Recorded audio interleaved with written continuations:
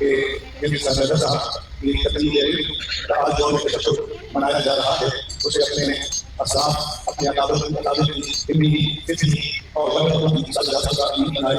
میری دعائیں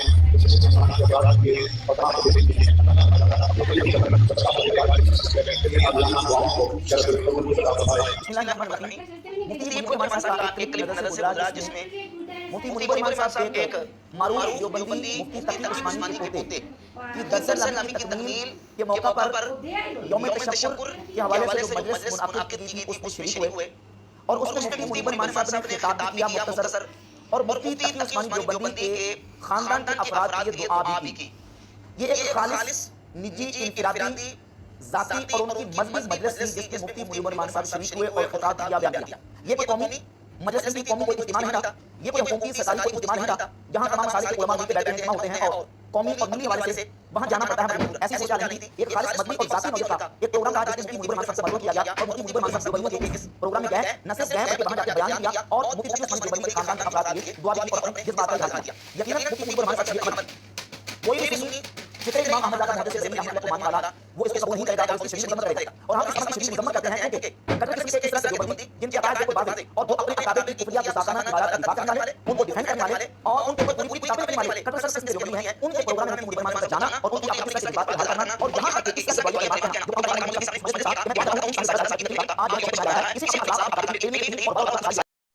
السلام علیکم رسول اللہ، السلام علیکم نبی اللہ، السلام علیکم خاتم النبیین صلی اللہ تعالیٰ علیہ وآلہ وسلم.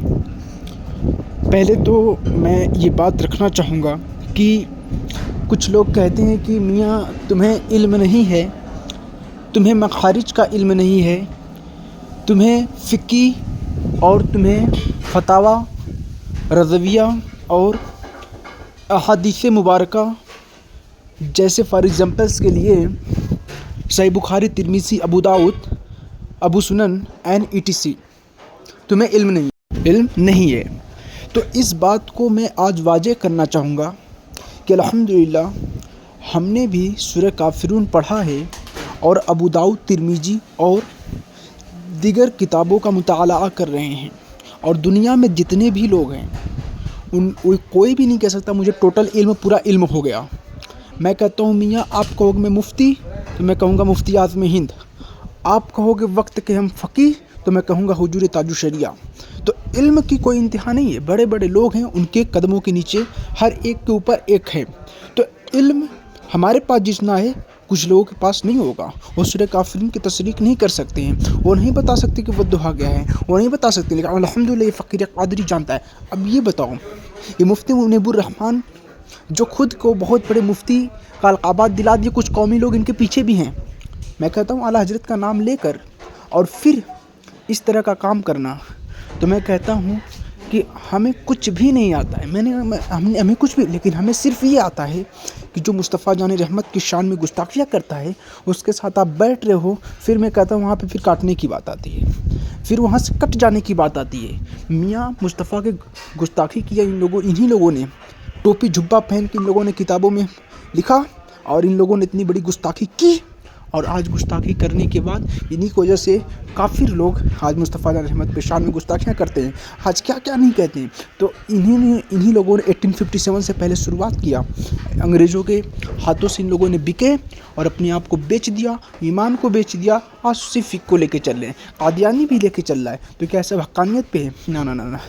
حضور تاج الشریعہ فرماتے ہیں زندگی ہے نبی کی، نبی کے لیے، جینا مرنا ہے سب کچھ نبی کے لیے. اور بے غائز جل جائے بے دینوں کے دل، یا رسول اللہ کی کثرت کیجیے، دشمن احمد پہ شدت کیجیے. تو آپ کچھ بھی ہو، اگر آپ مصطفیٰ کے دشمنوں کے ساتھ بیٹھو گے، اللہ و رسول کے دشمن کے ساتھ بیٹھو گے تو ہمارے قدموں کے، میں بہت سوچ سمجھ کے بول رہا ہوں، جوتی کے نیچے ہم لوگ رکھتے ہیں. چاہے آپ کچھ بھی ہو، ہمارے لیے کچھ معنی ہی نہیں رکھتا ہے. تو دس از ویری گریٹ میٹر، آج ہمیں دھیان دینے کی ضرورت ہے. اور آخری بات میں کہوں گا کہ ایسے لوگوں سے خود کو بچاؤ. اسی لیے کوئی تاج الشریعہ نہیں ہو سکتا ہے. وہ تاج الشریعہ جو اپنے نفس کے لیے نہیں فتویٰ لگایا.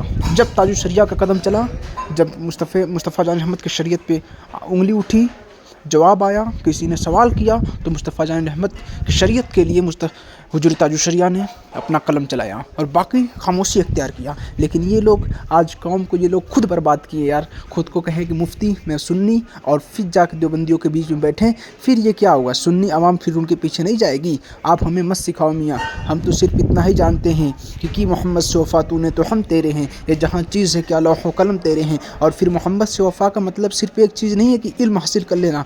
इल्म तो मैं भी हासिल कर सकता हूँ, इससे नहीं होगा।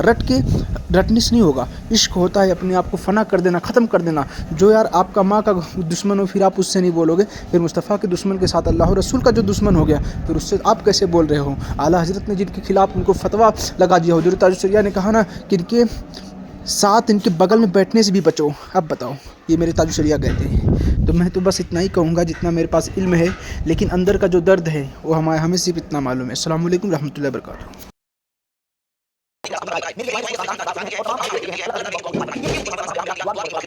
जब हमने पहले नहीं पूरी मसाला के इन तमाम और उसको समझ के पूरी मसाला